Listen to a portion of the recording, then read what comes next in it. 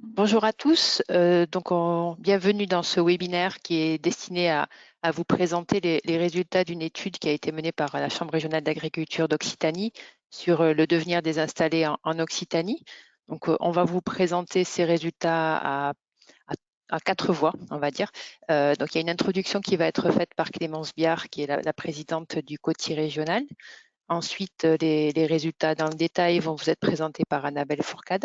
Et donc moi-même, Samia Lai de la Chambre régionale aussi, je présenterai les conclusions de l'étude. Et on a l'appui également de Nelly Dubosc, qui travaille aussi à la Chambre régionale d'agriculture Occitanie, qui va gérer les questions que vous pourrez poser à la fin de la séquence. Donc, on va démarrer donc par l'introduction et la présentation. Et vous avez la possibilité tout au long de la présentation de poser des questions dans l'espace qui est dans votre pavé de communication, dans votre interface. Si vous pouvez nous confirmer que vous avez bien accès à ces fonctionnalités. Et si jamais vous avez aussi des difficultés ou de son sur une quelconque fonctionnalité, n'hésitez pas à utiliser le chat ou le pavé de questions pour qu'on puisse vous accompagner tout au long de ce webinaire. Donc, sans plus tarder, je vais donner la parole à Clémence Biard, donc, qui est présidente du COTI. Bonjour à tous, merci Samia. Donc, je ne serai pas très longue dans mon introduction parce que je pense que ce qui vous intéresse, c'est le résultat. Donc, tout d'abord, remercier l'ensemble des partenaires. Alors, je ne vais pas les citer, vous avez leur logo en bas du diaporama, de nous avoir accompagnés et aidés tout au long de cette étude. Vous dire les raisons pour lesquelles nous avons décidé de se pencher sur le devenir des installés. Aujourd'hui, on n'avait pas forcément de retour, de recul sur le devenir des installés. Et c'était pour nous un sujet fondamental, intéressant. Donc, vous le verrez tout au long de la présentation, mais ça éclaire quand même nos réflexions sur pas mal de choses. Et donc, l'objectif de cette étude, c'était pas simplement faire une étude pour faire une étude, mais c'était bien pour s'en servir ensuite pour construire les futures politiques d'accompagnement sur les installés, parce que, on le sait tous, l'agriculture bouge, évolue, mais c'est non pas seulement sur le volet économique, mais il y a aussi le volet social et humain qui est quand même un axe important de notre vie professionnelle aujourd'hui. Donc, je remercie aussi Samia, Annabelle et Nelly, qui ont été les petites mains ouvrières et qui ont fait tourner les moulinettes et leur cerveau pour analyser tous les chiffres. Donc voilà, n'hésitez pas à poser des questions au cours de la présentation sur le chat. Merci Clémence. Peut-être juste avant de donner la parole à Annabelle, repréciser aussi le cadre dans lequel cette étude a été réalisée. Ça a été au départ une demande du CRIT, donc le Comité régional installation transmission, qui est coprésidé par l'État et la région. C'était en novembre 2020. Et donc la Chambre régionale a proposé de piloter cette étude dans le cadre de l'Observatoire régional d'installation transmission qu'elle gère depuis déjà plusieurs années, mais qui était plutôt sur des aspects statistiques, plutôt sur des données chiffrées. Et donc là, l'idée, c'était de pouvoir étoffer les travaux de l'Observatoire avec des données plus qualitatives. Donc, vous dire aussi, donc, comme l'a dit Clémence, c'est une étude qui a été menée avec des partenaires qui étaient réunis en comité de pilotage, donc tous ceux qui sont mentionnés sur la diapo. Et ils ont contribué à chaque étape de l'étude. Il y a eu des allers-retours avec les membres du comité de pilotage pour avancer. Voilà, donc sans aller plus loin dans les préliminaires, je passe la parole à Annabelle qui va vous présenter les résultats.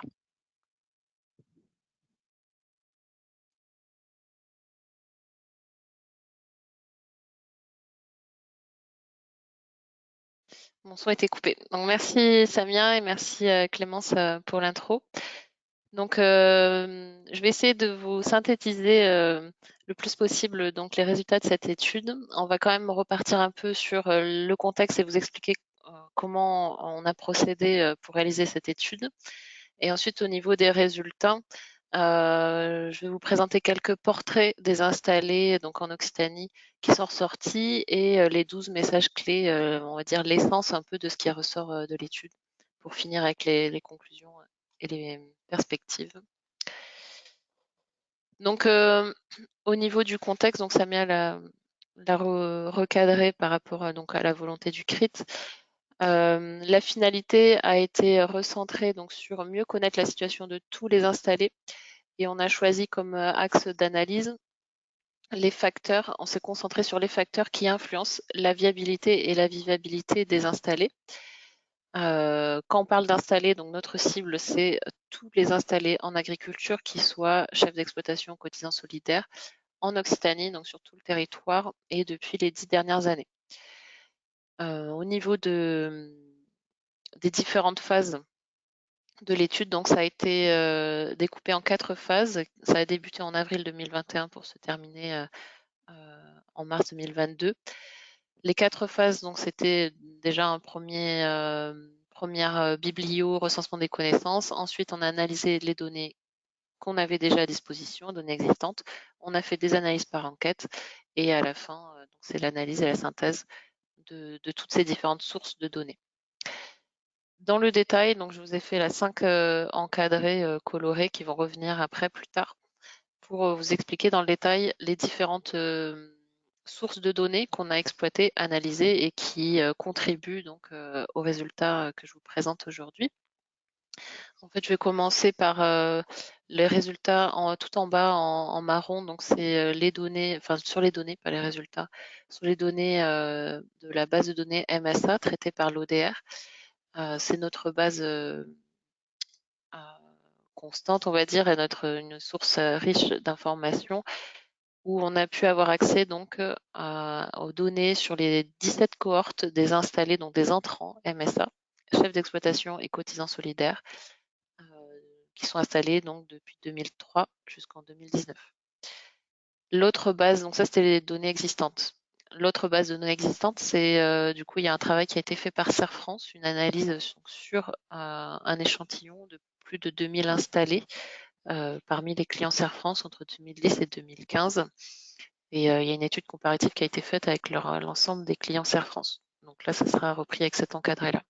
Donc là, c'est les données existantes qu'on a pu exploiter dans le cadre de cette étude. Mais pour répondre à la problématique, il nous manquait de la matière. On est allé la chercher donc dans 3 sources, autres. Donc il y a une grosse enquête en ligne, donc on voit tout en haut à gauche en vert, qui a été envoyée à plus de 20 000 personnes qui sont donc désinstallées depuis les 10 dernières années en Occitanie. On a eu à peu près 10% de taux de réponse. Et après, on a dû faire un tri pour vraiment avoir des réponses complètes exploitables. On s'est basé donc sur 915 réponses complètes exploitables. Il y a pas mal de résultats qui ressortent, donc qui sont intéressants, qui ressortent de cette enquête. Sachant que, bien qu'on cible les 10 dernières années, les installés depuis les 10 dernières années, une majorité des personnes qui ont répondu sont des installés récents.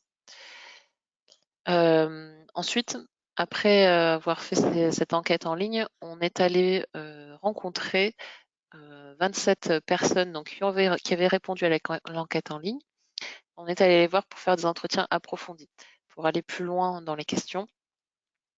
Donc, le premier critère, c'était qu'ils avaient répondu à l'enquête en ligne, qui était d'accord pour répondre à plus de questions. Et on a distingué 4 groupes avec 2 critères discriminants. Donc, est-ce que c'est des personnes qui sont dans les circuits de l'accompagnement classique ou qui sont hors circuit? Et est-ce que c'était des personnes qui étaient d'origine agricole ou non? Et ça, on a fait 4 groupes de même taille avec ces critères-là. Et ensuite, on a essayé d'avoir un maximum de diversité. On s'est basé sur des critères descriptifs qui est des statuts différents, des systèmes de commercialisation, des formes juridiques, que ce soit en GAEC, en individuel, etc., différents, et répartis un peu sur tout le territoire.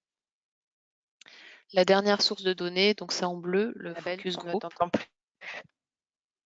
Là, c'est bon? Oui, c'est bon. Ça fait un moment ou Non, juste là, depuis Ok. 30 secondes. Ok. donc je poursuis donc avec le focus group.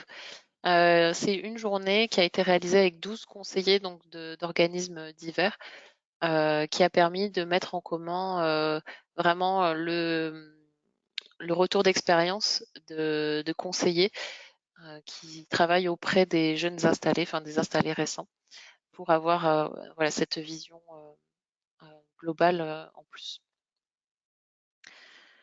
Donc au niveau des résultats, ce qu'on a essayé de faire, donc on propose des portraits d'installés. Donc ça, c'est des résultats qui ressortent de l'enquête en ligne. Donc ça va être un peu barbare, mais on peut essayer de le vulgariser tout ça. J'ai fait une analyse factorielle multiple sur les résultats de l'enquête en ligne. Je me suis basée sur 25 variables. Les 25 variables, en fait, c'est 25 questions un peu phares de l'enquête en ligne, où on posait des questions sur quelle est votre origine, enfin, est-ce que vous avez une origine agricole, est-ce que vous avez fait une activité non agricole avant l'installation, oui, non, est-ce que vous avez un diplôme agricole, etc. Donc ça, tout ça, c'est des variables qui concernent le profil, le projet, l'accompagnement, la vivabilité et la viabilité. Ces deux derniers critères, c'est vraiment voilà, ce qui nous intéressait par rapport à l'objectif de l'étude, de pouvoir mettre en parallèle profil, projet, accompagnement avec l'impact que ça peut avoir sur la vivabilité et la viabilité. Donc tout ça, on a 25 variables. L'analyse factorielle multiple mouline ça et essaye de les représenter visuellement à plat, donc sur 2 axes. Et en plus, vous voyez dans la diapo, il y a 8 variables non actives. Ça va être c'est descriptif. J'ai regardé en plus, mais ça n'a pas contribué à élaborer ces axes. Donc, on a toutes nos variables, tous nos individus, et ils vont être projetés comme ça en 2 dimensions, ce qu'on voit ici. Et ils ne sont pas projetés au hasard, c'est l'algorithme qui fait qu'ils vont être regroupés. Les individus qui sont à côté ont répondu de façon un peu similaire à des groupes de questions, à des variables. Ça les regroupe et donc on va pouvoir constituer comme ça des portraits qui ont des caractéristiques communes. Il faut quand même faire attention, ça reste des portraits qui sont théoriques, non homogènes et non cloisonnés. Et puis ça préjuge en rien sur le devenir individuel de chaque personne. Donc en fait, je suis partie de ces individus. Chaque point, c'est un individu. Et ensuite, je les ai colorés en fonction de toutes les variables. Donc là, c'est des exemples que je vous montre pour que vous compreniez, mais j'ai fait ça avec les 25 variables plus les 8 variables descriptives. Donc là, on regarde par exemple si quelle est l'origine, agricole ou non, de l'installé. En rouge, c'est des personnes qui ont déclaré avoir des parents, grands-parents agriculteurs. Donc ils sont quand même localisés plutôt vers le haut du graphique et plutôt gauche, haut et gauche. Et ceux qui sont non agricoles sont plutôt en bas et à droite. On a fait pareil pour, par exemple, le cas d'installation. Est-ce que c'était une reprise ou une intégration en cadre familial? Donc c'est en rouge. En vert, c'est une reprise d'intégration hors cadre familial. Et en bleu sont toutes les créations. Et à chaque fois, les individus ne bougent pas. J'insiste sur le fait que les couleurs là vont changer parce qu'on change de variable, mais les points sont toujours au même endroit. Donc on va pouvoir comme ça décrire petit à petit des individus avec ces caractéristiques-là. Là, on a l'exemple, quand on regarde le statut, si c'est cotisant solidaire, ils sont en rouge, ils sont plutôt vers le bas et à droite. Agriculteur à titre secondaire, c'est en vert, donc plutôt dans le quart en haut à droite. Et agriculteur à titre principal, donc c'est les bleus, donc plutôt sur le côté gauche. Même s'il y a des individus qui sont un peu partout. Sur l'accompagnement, là on a regardé, on a demandé si les installés ont souscrit à un contrat d'accompagnement. Donc oui, c'est plutôt donc en vert, c'est plutôt sur le côté gauche, non plutôt à droite, même s'il y a des verts qui sont aussi présents à droite. Donc j'ai fait ça sur toutes les variables et ça nous donne ces portraits qui sont vraiment issus donc de cette analyse factorielle multiple, où on va avoir en vert, donc à gauche, le portrait, on va dire, un peu classique du jeune, quelqu'un issu du milieu agricole qui reprend ou intègre la ferme familiale en tant qu'ATP, qui est plutôt inséré dans les circuits d'accompagnement, avec donc tout le détail, principalement des GAEC en société, des investissements assez importants, du circuit long, peu de diversification, engagé plutôt dans la démarche qualité, des productions classiques, bovin lait, bovin viande, grande culture, viticulture. Et au niveau des indicateurs viabilité, vivabilité, on a une charge de travail qui est assez lourde, mais un équilibre de vie satisfaisant, des prélèvements privés entre 1050 et 1800 euros. C'était des fourchettes qu'on avait demandé dans le questionnaire en ligne, et une relativement bonne satisfaction du revenu. Si on tourne dans le sens des aiguilles d'une montre, on a donc le profil juste à côté, au-dessus, en orange.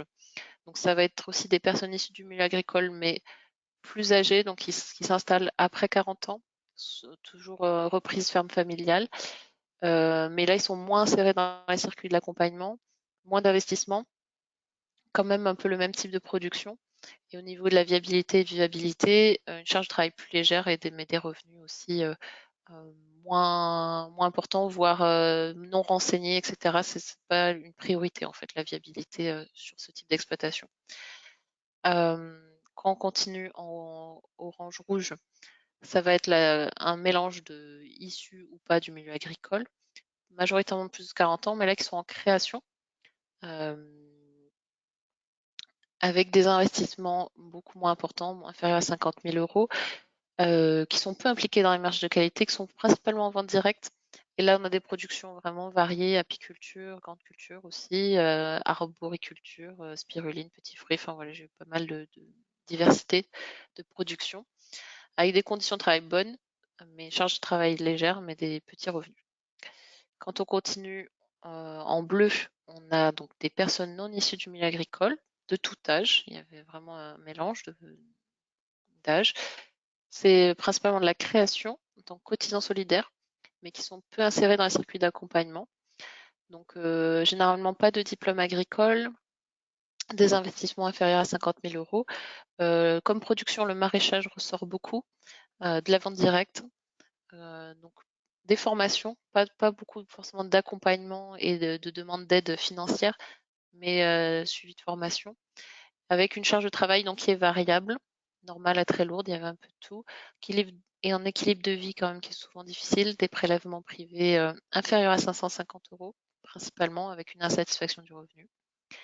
Et enfin, le dernier portrait sont les jeunes, donc non issus du milieu agricole, mais au lieu, enfin, ils ont reprise d'intégration hors cadre familial, création également. Là, ils sont agriculteurs à titre principal avec une petite partie en violette qui sont cotisants solidaires, mais à part cette caractéristique-là, ils correspondent plus à ce groupe-là. Avec des investissements là supérieurs à 50 000 euros, des productions variées, une grande diversité de circuits de commercialisation impliqués dans les démarches de qualité. Et au niveau des indicateurs viabilité et vivabilité, une charge de travail quand même élevée, des conditions plutôt mauvaises, et des prélèvements privés inférieurs à 1050 euros, avec une insatisfaction du revenu. Et enfin, au milieu, vous voyez qu'il y a un gris profil mixte. Ça, c'est encore toute une diversité d'individus qu'on n'a même pas caractérisé dans un groupe parce qu'ils avaient pas assez de points communs pour pouvoir les décrire. Donc, on les a mis en mixte. Ah oui, je vois ATP, c'est agriculteur à titre principal, pardon. Donc pour les messages clés. Donc ça, c'est un peu les portraits qui sont ressortis de l'enquête en ligne. Et là, je vais vous proposer donc 12 messages clés, on va dire un peu l'essence de ce qui est ressorti de l'étude. À chaque message clé, donc je vous présente cette diapo, c'est vraiment la structuration du diaporama. En haut, on a le message clé, ce qui ressort. Et en bas, il y a à chaque fois de quelle source de données est venue alimenter ce message clé. Il n'y a pas forcément les 5 sources à chaque fois, mais au moins, voilà, c'est ce repère-là qui vous indique d'où vient le message clé et sur quoi il s'appuie. Donc, le premier message clé, c'est en gros, on a fait un constat sur la viabilité. Globalement, ce qui ressort, c'est des revenus qui sont jugés insatisfaisants. Sur l'enquête en ligne, ça ressort pas mal avec donc la moitié des agriculteurs à titre principal qui déclarent avoir des prélèvements privés inférieurs à 550 euros par mois et une majorité, 60% des répondants qui sont insatisfaits de leurs revenus. On constate quand même qu'à partir les personnes qui ont dit avoir un revenu des prélèvements privés à partir de 1050 euros, on constate qu'ils ont ils expriment plus de satisfaction de leurs revenus également. C'est un peu contrebalancé par les résultats de l'étude de Serre France, donc en rouge en bas, là où quand il a comparé l'échantillon des installés avec l'échantillon du reste des clients Serre France, les installés présentaient des meilleurs résultats économiques que l'ensemble de l'échantillon Serre France. C'est à prendre avec précaution parce qu'on parle là d'un échantillon Serre France, clients Serre France qui ne représentent pas tous les installés d'Occitanie. Mais en tout cas, ça ressort quand même sur cet échantillon-là, donc je l'ai noté là. Pour nuancer, on va dire, un peu le message clé. Et à droite, donc je ne vais peut-être pas toutes les lire à chaque fois, mais vous voyez en vert, surligné en vert, c'est toutes les expressions qui sont ressorties des entretiens approfondis. Donc là, c'était un IMA non issu du milieu agricole qui exprimait le fait qu'il est passé 4-5 mois où il ne s'est pas payé et qui s'en sort grâce au salaire de son épouse. Sur la vivabilité, ce qui ressort, donc c'est des conditions de travail plutôt bonnes, mais une charge de travail relativement lourde qui impacte la vie personnelle.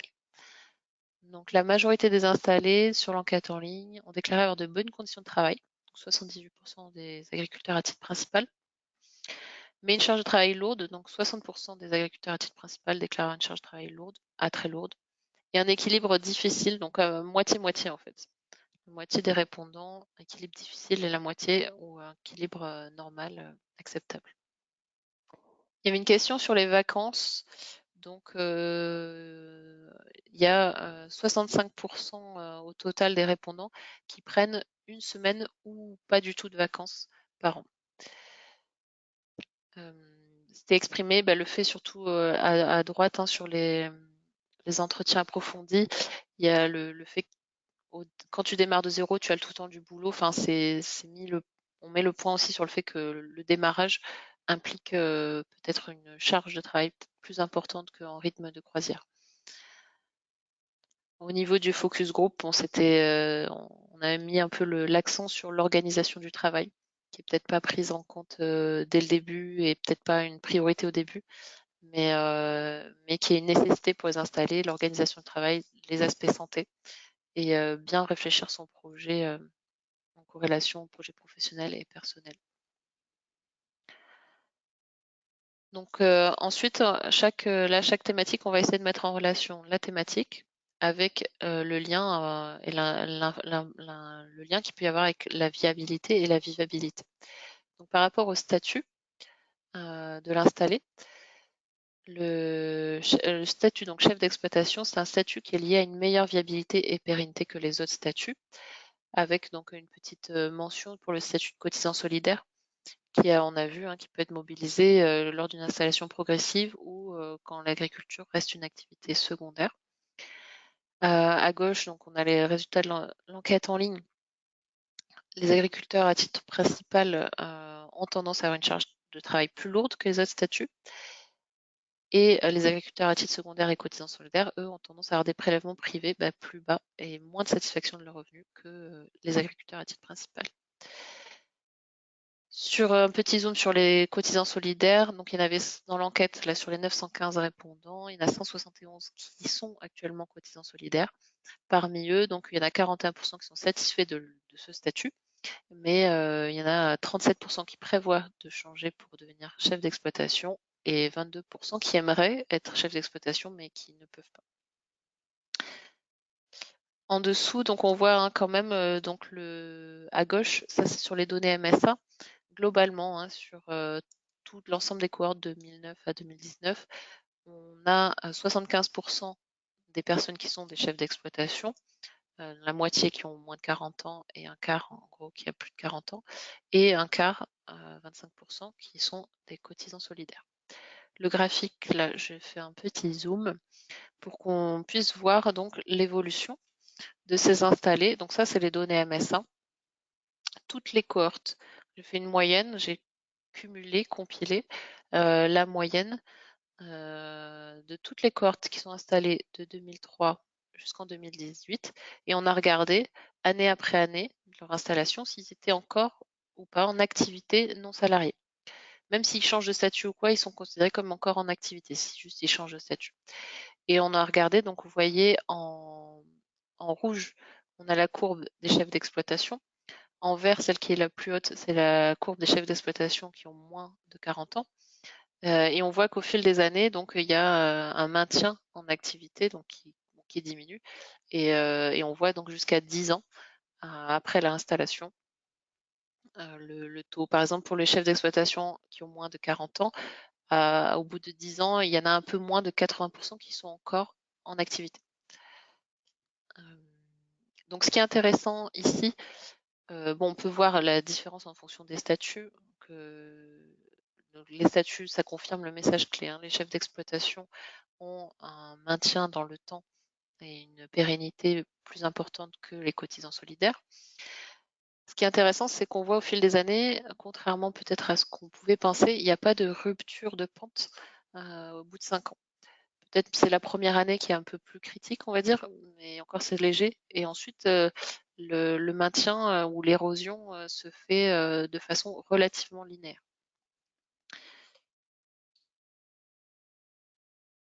Donc j'enchaîne avec le message suivant.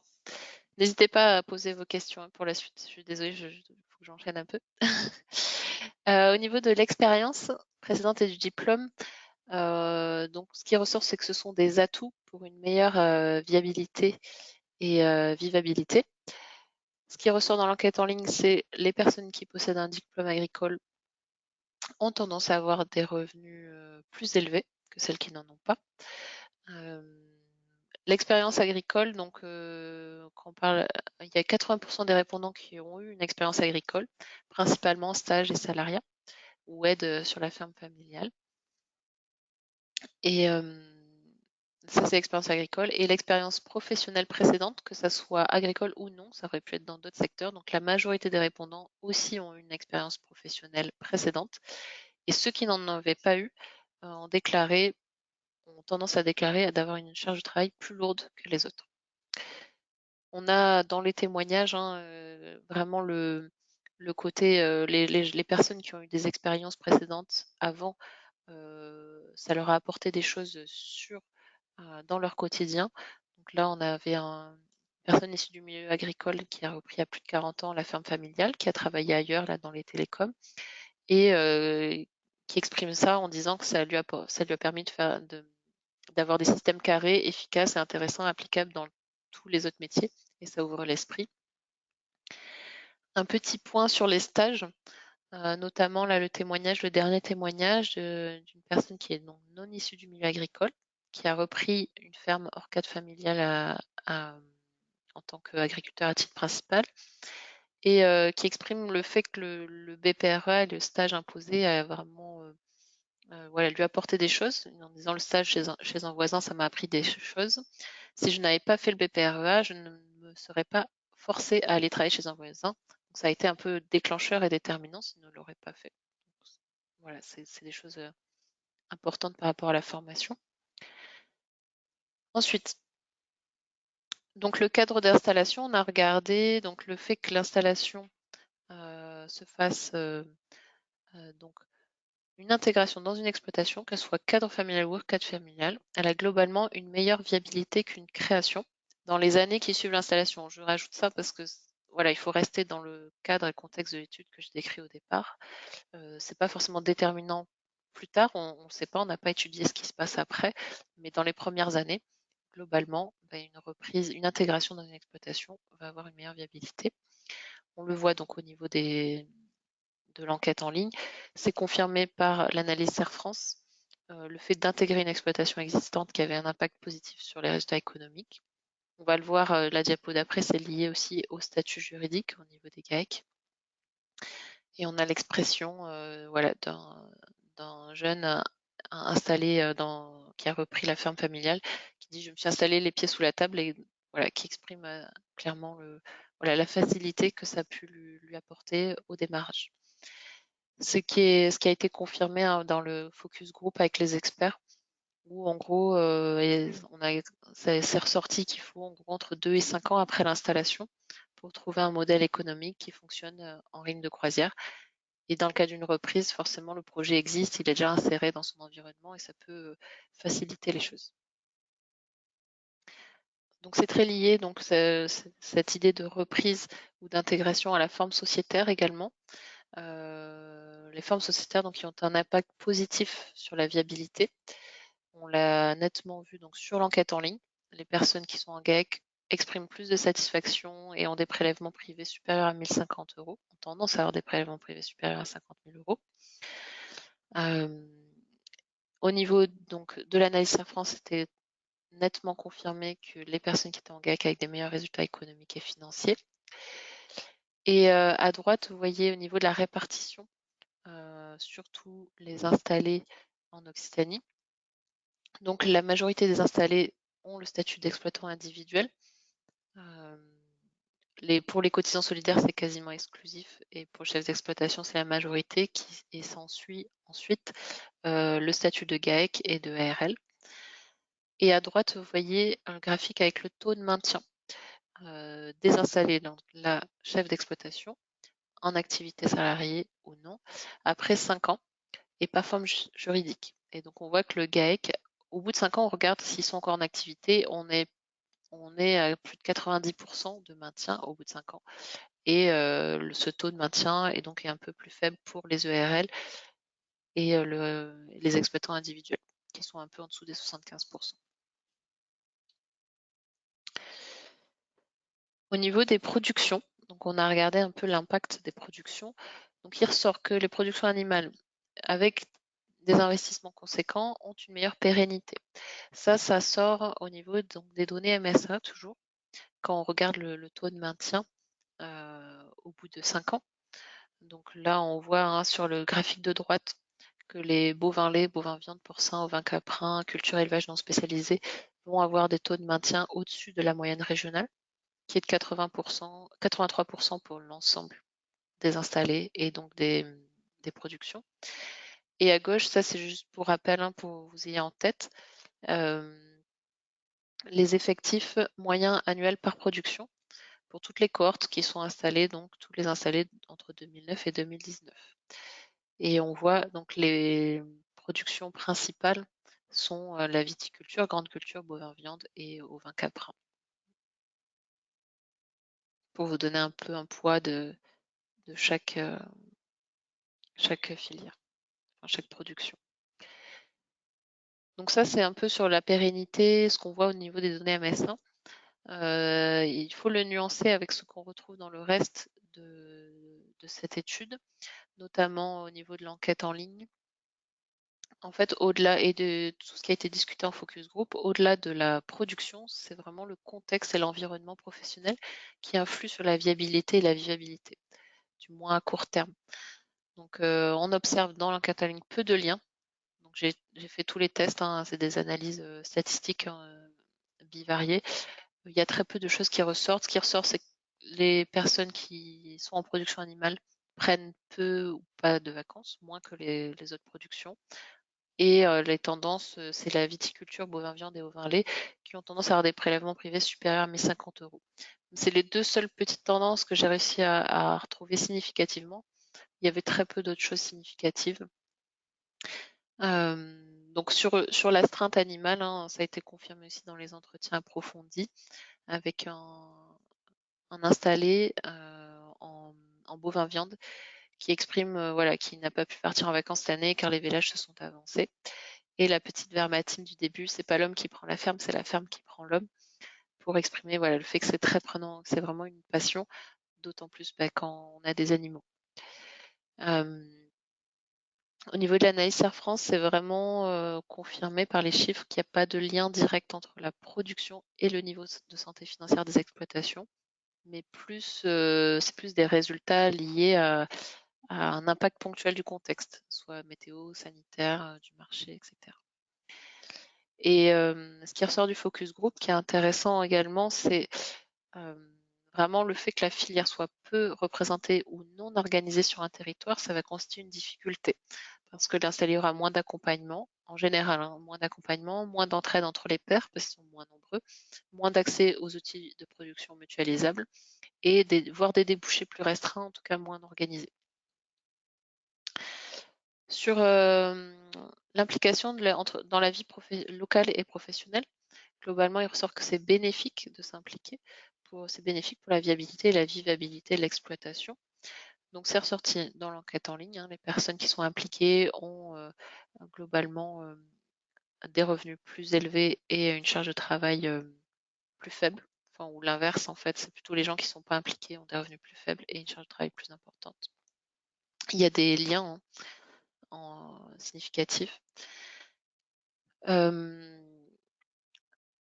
Il ressort voilà, dans les expressions, dans les entretiens approfondis, hein, le fort intérêt que peut avoir d'avoir des pairs à côté. Donc là, c'était le président d'une CUMA qui exprime ils m'ont aidé, on a tous besoin des autres. Déjà, s'il n'y a pas de CUMA dans un coin, ça commence mal. Donc, il était convaincu par ça.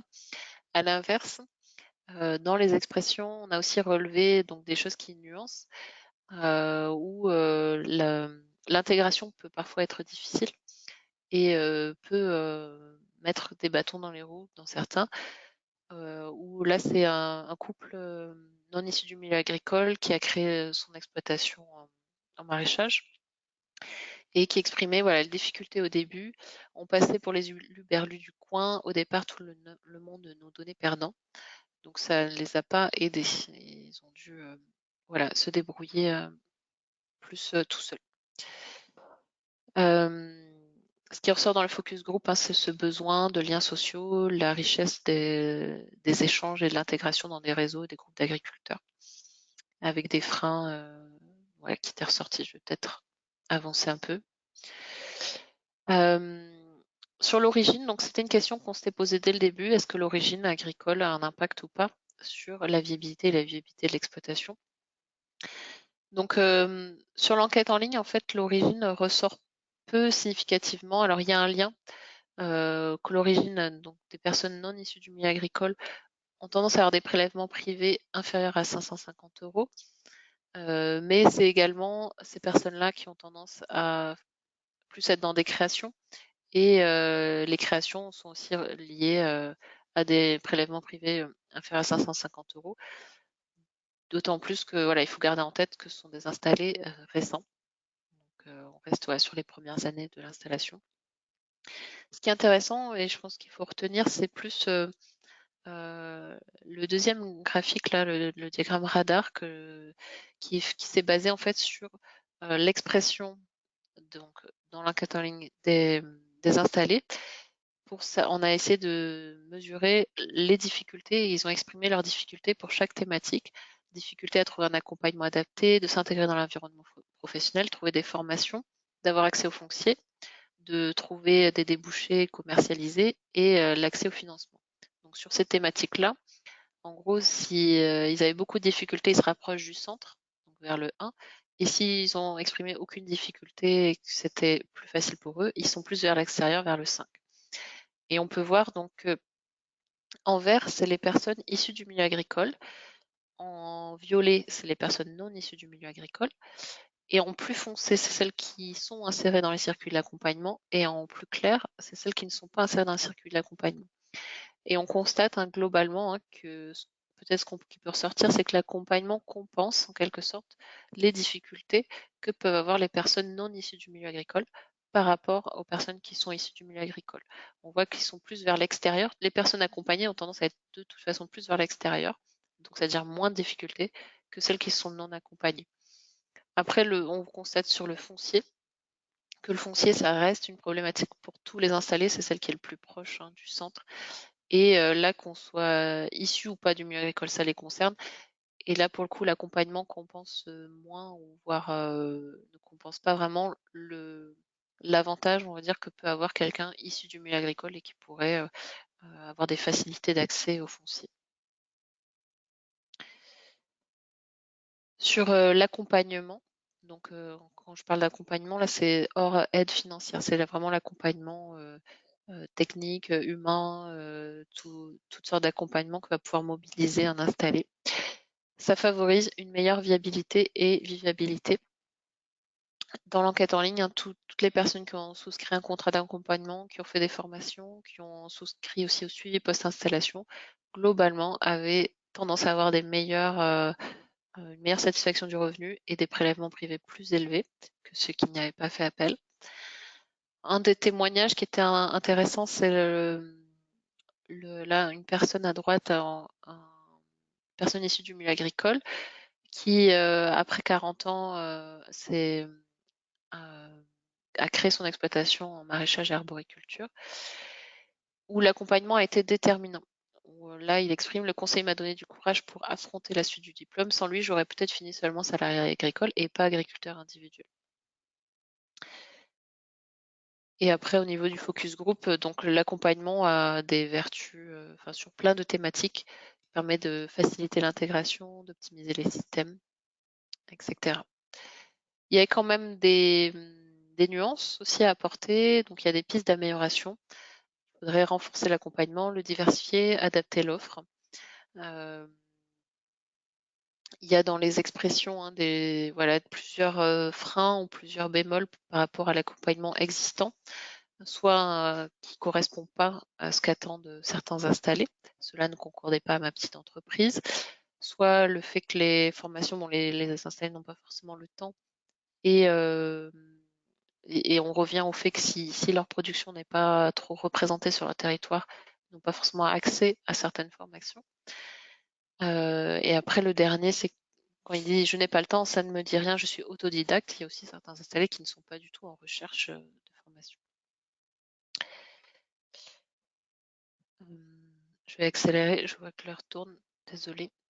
Les aides financières, globalement, les personnes qui ont fait appel aux aides financières ont une meilleure viabilité, mais avec une charge de travail plus lourde.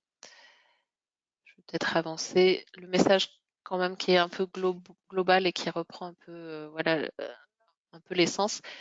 Ce qui est important, c'est la cohérence du projet agricole. Il faut bien équilibrer la production, choix technique, volume, commercialisation, diversification, valorisation, avec les charges, en prenant en compte les aspects de vivabilité et avoir une vraie stratégie d'entreprise. C'est vraiment la cohérence entre les moyens qu'on met en place et les objectifs et ce qu'on veut ressortir derrière. Là, il y a du détail, mais je ne vais peut-être pas rentrer dessus, que ce soit pour les investissements. Pareil, il faut être cohérent entre ce qu'on veut investir et les objectifs de l'exploitation. Démarche qualité, on va faire attention à ce que ça peut apporter des choses et en même temps, ça peut être une charge de travail, etc. Pareil pour la commercialisation, bien choisir son système de commercialisation. La diversification également, ça peut apporter du revenu, une meilleure viabilité, mais une charge de travail plus grande. Et je vais laisser la main pour la conclusion à Samia. Donc, je vais vous présenter une synthèse un peu de ce que Annabelle vous a présenté, en axant la présentation sur tout d'abord les facteurs qui sont liés à la viabilité, les facteurs qui sont facilitateurs. Donc, par rapport au profil de l'installé, c'est notamment ceux qui ont un diplôme agricole ou qui ont des compétences à la fois techniques et entrepreneuriales. Donc, ces facteurs-là sont facilitateurs pour la viabilité. Et au contraire, on attire l'attention sur ceux qui n'ont pas de diplôme agricole et qui manquent de ces compétences-là, pour lesquelles la viabilité est plus problématique. En ce qui concerne le projet, donc les éléments facilitateurs, c'est le fait de s'installer en société, donc de reprendre ou d'intégrer une exploitation, que ce soit dans le cadre familial ou hors cadre familial. Il n'y avait pas de différence particulière par rapport au contexte d'installation. Et par contre, c'était plus difficile, je dirais, pour les créations d'exploitation, dans la mesure où on a analysé essentiellement les premières années de ces créations. Dans les éléments facilitateurs, il y a également le fait de solliciter des aides publiques. Et comme l'a présenté là juste à l'instant Annabelle, le fait d'avoir un projet qui soit cohérent et en termes et pour lequel il y a un raisonnement des investissements en cohérence entre les choix techniques, économiques, financiers et la stratégie du projet, du porteur de projet. Et à l'inverse, donc quand il y a pas cette cohérence-là, ça peut mettre en péril la viabilité du projet. Et enfin, donc quand il y a une recherche de valeur ajoutée, donc que ce soit dans le cadre d'une démarche qualité ou de projets de diversification, c'est aussi un élément en faveur de la viabilité. En ce qui concerne l'entourage et l'accompagnement, donc les formations, l'accompagnement et l'implication, que ce soit dans la vie professionnelle ou dans la vie locale, sont des éléments facilitateurs. Et à l'inverse, donc l'isolement et également le fait de participer à d'être dans une filière qui soit peu représentée sur un territoire peut être un peu problématique pour la viabilité du projet, de l'installation. Donc, le deuxième élément, c'est donc le même exercice concernant la vivabilité. Les facteurs facilitateurs, donc c'est là aussi l'expérience professionnelle précédente de l'installé. Donc, au contraire, quand il n'y a pas d'expérience professionnelle précédente, la vivabilité est moins bonne. En termes de projet, au niveau du projet, donc c'est la cohérence du projet et notamment le fait d'anticiper sur les moyens humains qui sont adaptés au projet, qui sont facilitateurs, et l'anticipation sur l'organisation du travail et la structuration sont aussi des éléments facilitateurs. Au contraire, donc dans les points qui entament, la vivabilité, il y a des contraintes qui peuvent être liées aux aides publiques avec certains engagements et notamment la lourdeur administrative qui a été soulignée liée aux aides. Également le choix de production, alors certains choix qui peuvent être chronophages et donc comme l'engagement dans des démarches qualité, la vente sur des marchés, certaines productions d'élevage ou des activités de diversification, là, ont un impact sur le temps de travail et du coup sur la vivabilité. Et enfin, donc sur l'absence d'anticipation ou d'identification des besoins humains, c'est aussi un point de vigilance par rapport à la vivabilité. Et enfin, sur le dernier point, donc l'entourage et l'accompagnement, comme pour la viabilité, hein, donc l'implication dans la vie professionnelle et locale sont plutôt des facteurs facilitateurs, de même que la formation et l'accompagnement, alors que l'isolement est plutôt est plutôt problématique. Donc voilà un peu en résumé les résultats de l'étude. Juste vous dire aussi que donc tous ces résultats sont rassemblés dans un rapport complet qui est en train d'être finalisé, qui sera prochainement en ligne. Il y a également une plaquette de 12 pages qui présente l'essentiel de ces résultats. Ça vous sera envoyé probablement la semaine prochaine. On est en train de finaliser la version définitive. Ça sera également accessible sur le site de la Chambre régionale d'agriculture d'Occitanie. Vous dire aussi que tous ces résultats, en fait, ils ont pas vocation à rester juste dans les documents que je viens de citer. L'objectif, c'est bien de les utiliser à la fois en termes d'accompagnement, c'est-à-dire d'identifier des leviers et les leviers qui peuvent être activés pour lever les difficultés des installés, d'intégrer aussi ces enseignements dans l'accompagnement qu'on peut avoir auprès des porteurs de projets et des nouveaux installés, et également d'adapter les politiques publiques et d'être force de proposition auprès des pouvoirs publics, notamment l'État et la région qui sont nos principaux interlocuteurs là-dessus. Voilà, donc c'est le travail qui nous reste à faire par rapport à ces résultats. Peut-être pour terminer, donc il y a un certain nombre de questions qui ont été posées au niveau du chat tout au long de la présentation. On est à votre disposition. Il nous reste encore une dizaine de minutes pour rester dans le timing, pour répondre à des questions complémentaires. Et ce qui nous intéresse également, c'est que vous puissiez nous dire s'il y a des choses qui vous surprennent, au contraire, qui confortent des éléments que vous voyez sur le terrain quand vous êtes accompagnateur. Voilà, s'il y a des compléments que vous souhaitez qu'on apporte. Donc, je propose à Annabelle et à Clémence peut-être de me rejoindre pour répondre aux questions posées. Et Nelly qui nous fait le relais de la zone de chat.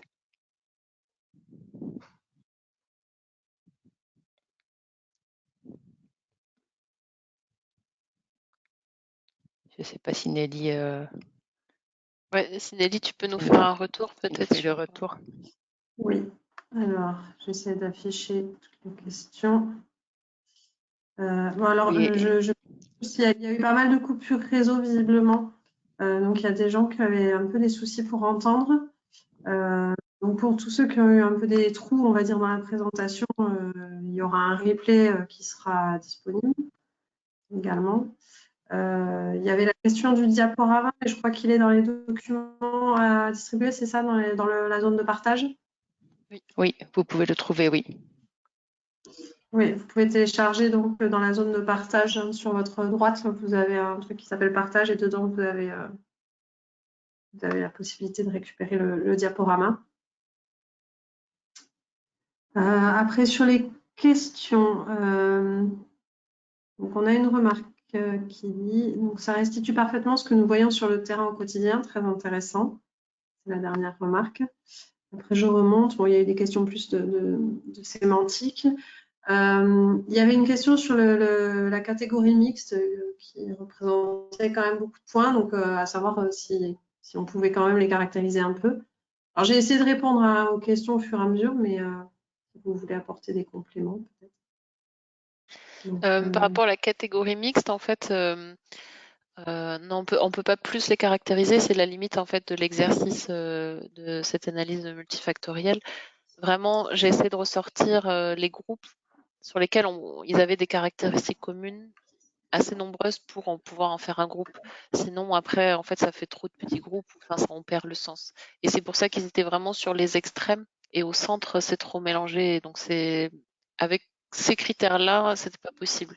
Après, on aurait peut-être pu réduire les variables, etc. Mais en tout cas, enfin, vu comme elle a été faite là, on est obligé de garder cette catégorie mixte.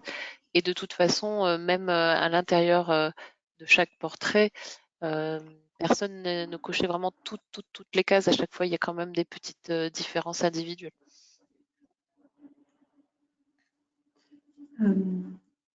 Ensuite, il y avait une question sur la charge de travail, comment a été-elle quantifiée? Donc, il s'agit bien d'une appréciation qualitative hein, qui a été faite par l'agriculteur lors de l'enquête en ligne.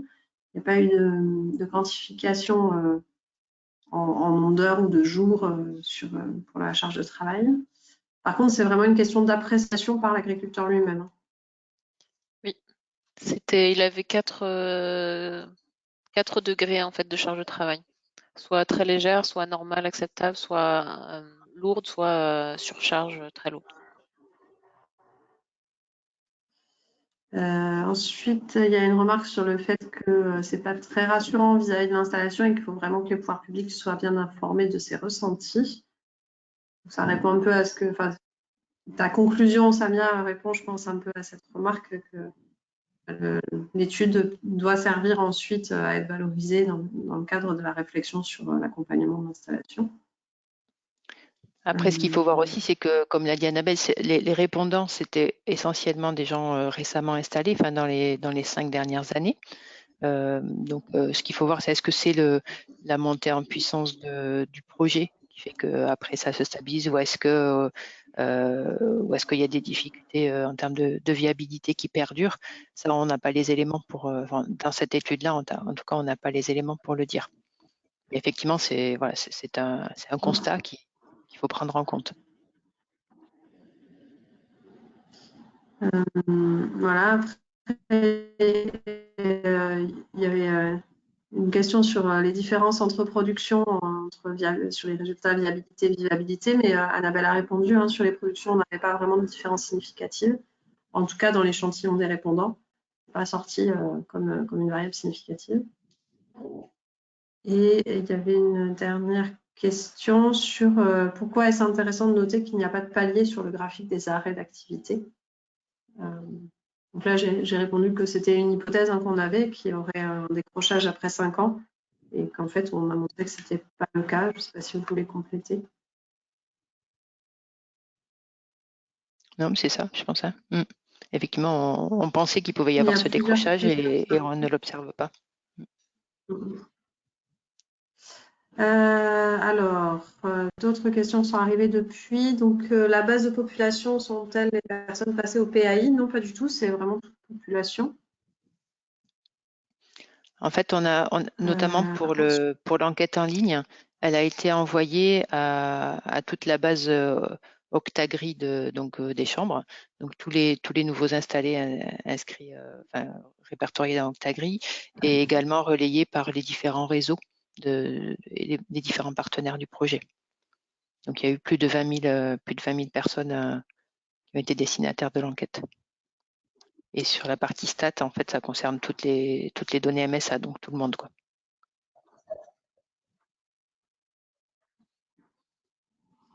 Ensuite, on a une question sur y a-t-il un lien entre prélèvement privé et fiscalité? À savoir s'ils sont au réel ou au micro-BA. Je ne crois pas qu'on ait posé cette question dans l'enquête en ligne sur la fiscalité. On n'a pas du tout posé de question en fiscalité.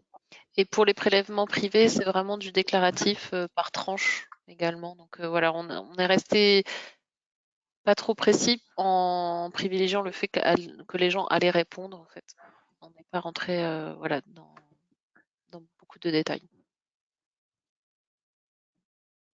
Il y a quelqu'un qui demande si on peut donner la parole, mais je ne sais pas, c'est pas possible, je crois, avec. Je crois que c'est programmé. Enfin, je suis pas sûre qu'on ait la main là-dessus, nous. Non, je ne crois pas qu'on puisse le changer, ça. Je continue dans les questions. C'est plus une remarque. Ça confirme qu'il vaut mieux favoriser des installations très professionnelles et réfléchies. Donc effectivement, ouais, on a vu que la cohérence du projet, la construction du projet était primordiale. Ainsi que les diplômes agricoles, et pour compléter les diplômes agricoles et l'expérience agricole aussi. Ouais. Ensuite, cette étude sera-t-elle restituée, présentée aux nouveaux installés qui ont répondu et participé à cette enquête? Oui, on a prévu d'envoyer donc les résultats. Il y aura une plaquette et un rapport détaillé avec vraiment l'ensemble des résultats qui sera envoyé aux personnes qui ont répondu à l'enquête en ligne. Et quelqu'un qui dit qu'une suite à donner serait de connaître les raisons de ceux qui ont arrêté. Alors, il y a une difficulté, en fait. Sur le principe, effectivement, ça serait intéressant de pouvoir faire un travail là-dessus. La difficulté, c'est qu'on n'a pas forcément, c'est pas facile de les trouver.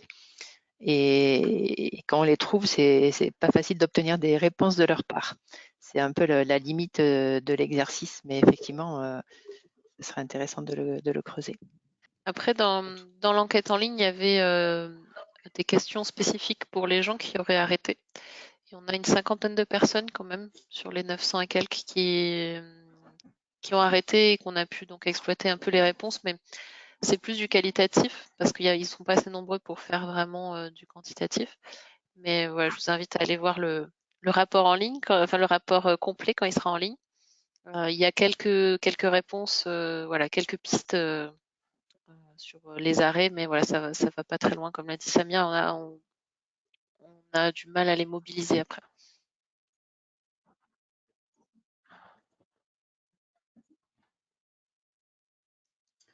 Et c'est tout pour moi, j'ai pas d'autres questions. Est-ce que vous avez des dernières questions, sachant qu'il est 15h00?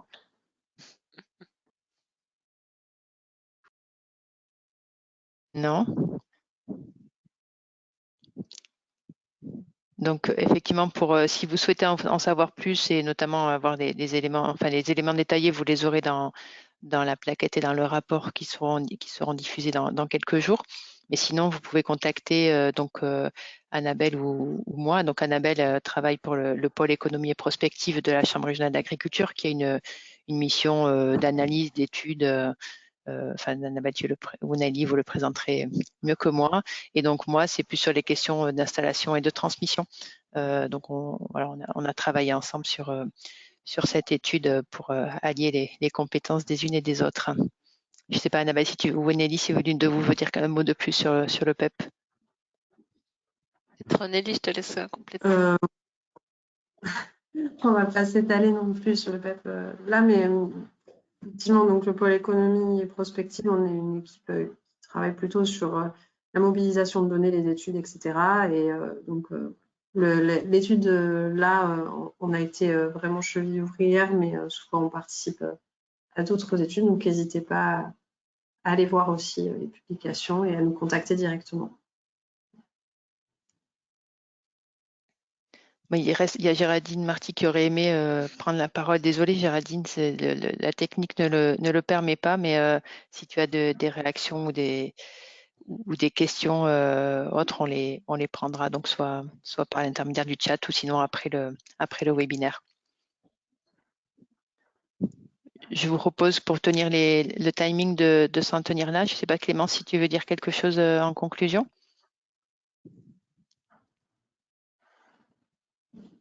Pardon, c'était le temps de réactiver mon micro. Ben non, je pense que les échanges ont été assez constructifs. Ça fait plaisir aussi de voir que ça amène quelques réactions. Ça veut dire qu'on n'a pas fait tout ça pour rien et peut-être se dire que voir comment ça va évoluer dans l'ensemble de nos instances d'ici 1 ou 2 ans et comment chacun, on va dire, se l'approprie, se l'analyse pour ensuite s'en servir pour la suite, comme je l'ai dit en introduction. Donc du coup, on donne rendez-vous au moins aux chambres d'agriculture d'Occitanie pour un travail sur le contenu de ces résultats et voir ce qu'on en fait en termes d'accompagnement et de propositions pour les politiques publiques. Merci. Merci à tous pour votre écoute et vos questions. Merci. Merci, au revoir. Au revoir. Alors.